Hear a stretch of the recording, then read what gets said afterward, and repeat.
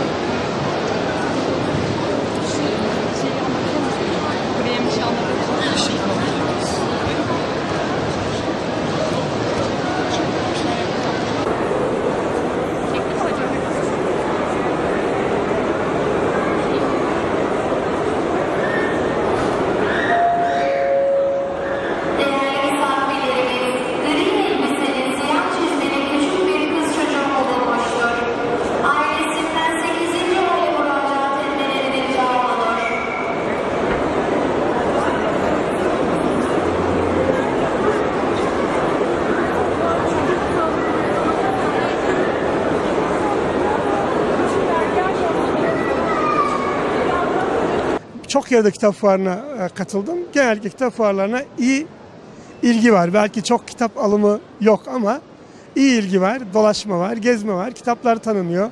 Yazarları tanınıyor. Seminerler yapılıyor. Şüphesiz ki kitap fuarları bu açıdan bizim kültür hayatımıza katkı veriyor. Çalışmalara katkı veriyor. Yani ben okunmadığı kanaatinde değilim. Bir şekilde okunuyor. Eskiden belli insanlar okuyorlardı, çok okuyorlardı. Şimdi çok insan okuyor, az okuyor. Malum sosyal medya kitaba biraz zarar verdi. Kitabı tanıtsa da kitaba biraz zarar verdi. Şimdi ama belki bu geçici bir kriz de olabilir.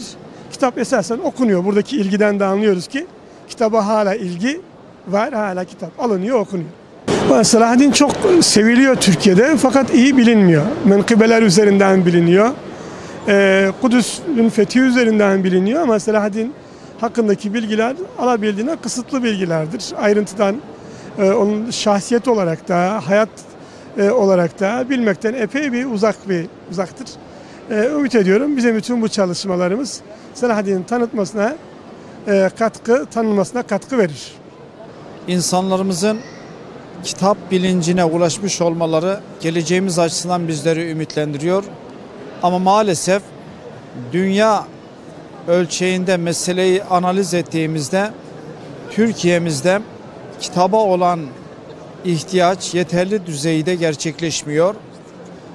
Umarım ki bu türden fuarlar üzerinden kitaba yönelik açılımlar, insanlarımızın kitapla buluşmaları, diğer bir tabirle kitap üzerinden kendileriyle yüzleşmelerine, kendi gerçeğine dönmelerine vesile olur.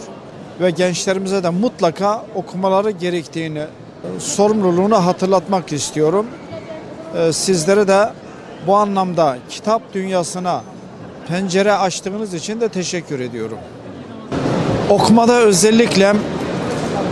öncelikle dünyada varoluş amacımızı göz önüne getirerek varoluş amacımızı besleyecek bu inancı, bu bilinci, bu direnci aşılayacak kitapları özellikle tavsiye ediyorum. Çünkü bizi yaratan bize ilk emri oku ve okurken Rabbinin adıyla okuma uyarısıyla karşı karşıya olduğumuz için bizim de tavsiyemiz tüm kitaplar bir kitabı anlamak içindir. Kulluğumuzu sahih bir zeminde sürdürmeye amacına yönelik olması lazım. Veya şöyle tavsiye edeyim, öyle okumalarımız olsun ki ahiretimize katkı sağlasın, hesap gününde hesabımızı kolaylaştırsın. Yarın Rabbimize gittiğimizde yüzümüze artacak kitaplarımız, okumalarımız inşallah olsun, sohbetlerimiz olsun. Arkadaşlarımızla bu zeminde gerçekleşsin tavsiyesini özellikle yapmak isterim. Kitap en iyi dost, en yakın dost, en güzel dost. Ama kitapta da seçici olmak lazım. Her kitap aynı misyonu vermiyor, sürdürmüyor. Bizi bizimle buluşturacak, bizi fıtratımıza taşıyacak, özümüze dönüşümüzü, Rabbimize dönüşümüzü gerçekleştirecek kitaplar özellikle öncelikli tercihimiz, birinci ihtiyacımızdır diye düşünüyorum.